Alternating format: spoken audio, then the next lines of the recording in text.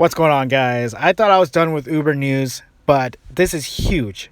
Uber CEO Travis has resigned.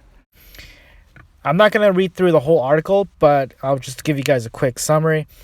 An Uber spokesperson confirmed to TechCrunch that he has stepped down. The report states that 5 of Uber's most prominent investors, including Benchmark, wrote a letter titled Moving Uber Forward, which recommended that the CEO step aside immediately.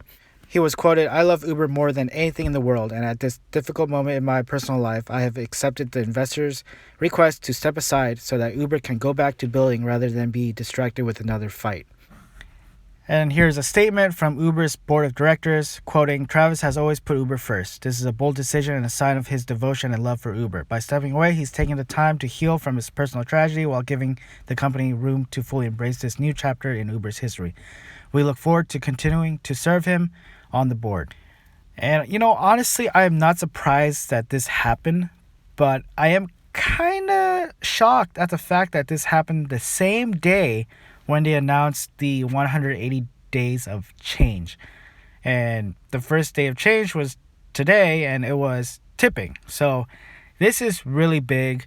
I think Uber is going in the right direction. And to finish off the article, it says that today's move shows that the gravity of recent scandals at the company and their threat to Uber's core business was weighing heavily on investors' minds, which honestly makes sense.